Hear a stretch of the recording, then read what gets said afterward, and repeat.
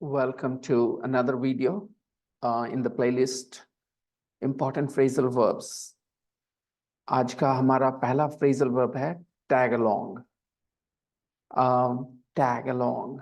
Tag को आप समझते हैं, tag करते हैं. जब आपने मैच देखा होगा, WWE फाइट्स देखे होंगे तो कभी कभी टैग मैचेस होते हैं. उसमें क्या करता है, एक प्लेयर बाहर रहता है, उसको जब अंदर लाना होता है तो हाथ को ऐसे करता है, टैग करता है. ठीक है, टैग अलोंग क्या होता है इसका मतलब? टैग अलोंग मतलब to go along with someone specially when you are not invited. कई बार ऐसा होता है कि आप जाते हैं बिना इनविटेशन के किसी के साथ, इसी को कहते हैं टैग अलोंग करना. जब आप टैग अलोंग करते हैं तो आप बगैर इनविटेशन के आप जाते हैं किसी के साथ. सुनिए सेंटेंसेस. आप जब छोटे थे बचपन में तो क्या ऐसा होता था कि आपके बड़े भैया को उनके दोस्तों के पार्टी में जाना होता था या दीदी को जाना होता तो आप साथ में चले जाते थे कि हम भी चलेंगे करके?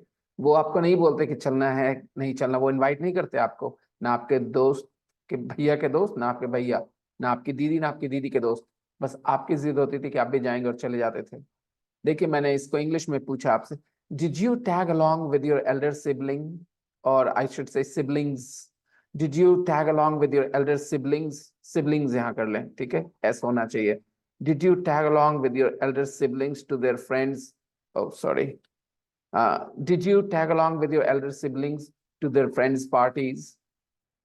तो क्या आप अपने बड़े भाई बहन के दोस्तों के पार्टी में साथ चले जाते थे? ठीक है, टैग अलोंग इसका मतलब चले जाते थे. हालांकि कोई आपको बोलता नहीं था चलने के लिए, लेकिन आप जाते होंगे. ठीक है, तो ऐसा करते हैं, छोटे भाई बहन ऐसा करते हैं. टैग अलोंग करना मतलब बिना बुलाए किसी के साथ जाना. उसने आपको नहीं कहा चलो साथ में, लेकिन आप चल देते हो. जरा सुनिए अगले सेंटेंस को. Hey, there should be a comma after hey. I'd like to tag along with you if you are okay with it. Hey, I'd like to tag along with you if you're okay with it. मतलब हम तुम्हारे साथ चलते हैं ना अगर तुमको दिक्कत ना हो तो. I'd like to tag along with you. ठीक है, आप कह रहे हैं किसी के कि हम तुम्हारे साथ चलते हैं अगर तुमको दिक्कत ना हो तो. I'd like to tag along with you. I'd like मतलब समझते हो ना, I want to, I would like, उसी को लिखा है शॉर्ट में. Hey, I'd like to tag along with you if you're okay with it. अगर आपको दिक्कत ना हो तो मैं आपके साथ चलूं. ठीक है, आगे देखना. The moment we get ready to go out, our dog is so excited to tag along.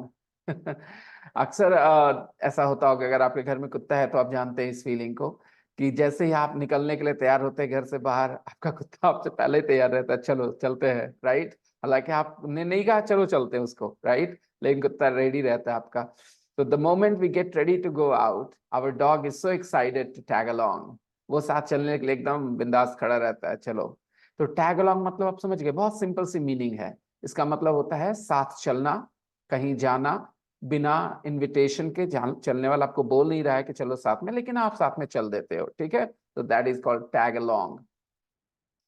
चलिए अगले फ्रेजल वर्ब की तरफ बढ़ते हैं. अगला फ्रेजल वर्ब है hold back. Hold back. Hold मतलब आप जानते हैं पकड़ना होता है, राइट, और बैक पीछे.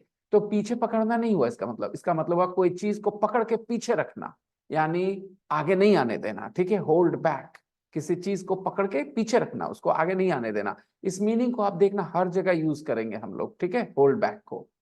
The police fail to hold back the agitators और द प्रोटेस्टर्स.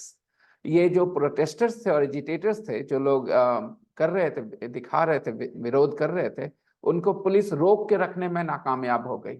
यानी कि वो आगे बढ़ गए, जहां तक नहीं जाना चाहिए था वहां चले गए.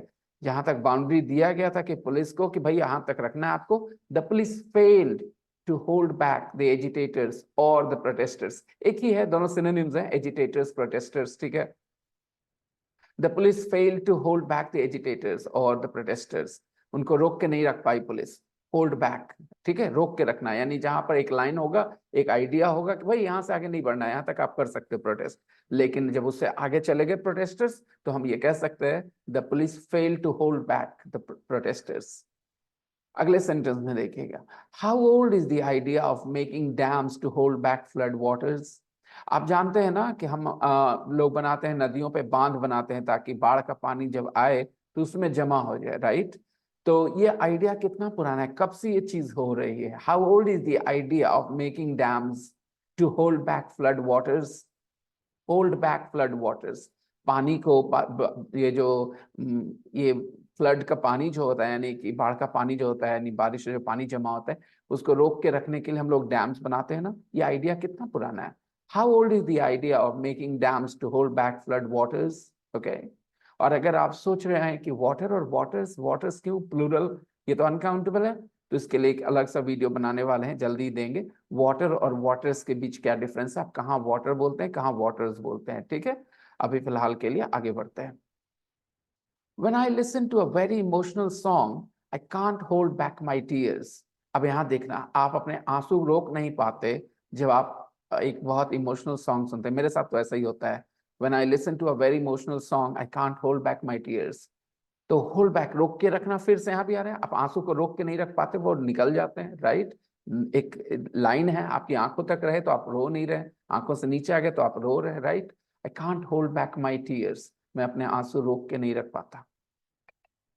The police thought he was holding something back. Okay, police को लगा कि वो कुछ छुपा रहा है। अब आप बोलेंगे हाँ, छुपा रहा है कैसे?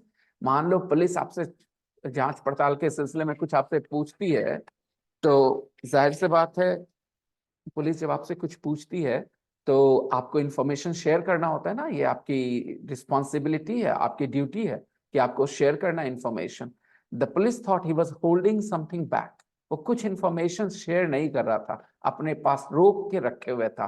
फिर से होल्ड बैक का फीलिंग आ रहा है ना, वही वाला, रोक के रखे रहना। यहाँ समथिंग मतलब some information, right. The police thought he was holding something back. आगे देखिएगा, lack of quality education holds you back in life. Lack of quality education holds you back in life. जिंदगी में अगर आपको अच्छी क्वालिटी एजुकेशन ना मिले ना, तो आप पीछे रह जाते हैं। तो आपको कौन पीछे रोक के रखता है? यही अच्छे एजुकेशन की कमी, क्वालिटी एजुकेशन की कमी। एजुकेशन हर जगह अवेलेबल है दोस्तों, लेकिन क्वालिटी एजुकेशन हर जगह अवेलेबल नहीं है। कोशिश करिए क्वालिटी एजुकेशन लेने की, चाहे वो इंग्लिश के मामले में हो, चाहे किसी भी चीज के मामले में हो। जानकारी लेने की कोशिश करिए सही तरीके की, ठीक है। और शॉर्टकट्स के पीछे मत जाइए। Lack of quality education holds you back in life. जिंदगी में पीछे रह जाते हैं आप लैक ऑफ क्वालिटी एजुकेशन के चलते। आगे एक बहुत इंटरेस्टिंग सेंटेंस सुनिएगा। Pandya held his aggression back because of the loss of the early wickets. Hardik Pandya कैसा खिलाड़ी है, बहुत बढ़िया एग्रेसिव खेलता है ना, कम बॉल में ज्यादा रन बनाता है, राइट। तो पास्ट, होल्ड का पास्ट क्या है? हेल्ड। तो देखिए सेंटेंस मैंने क्या लिखा है, Pandya held his aggression back. उसने अपने एग्रेशन को रोक के रखा, यानी जाकर के धूम धड़ाका नहीं किया, छक्के चौके नहीं मारे। Because of the loss of the early wickets, because of the loss of the early wickets, क्योंकि जल्दी जल्दी विकेट्स गिर गए थे, कुछ अर्ली विकेट्स गिर गए थे, इसलिए पांड्या जो है ना, रुक रुक के खेल रहा था। He held his aggression back.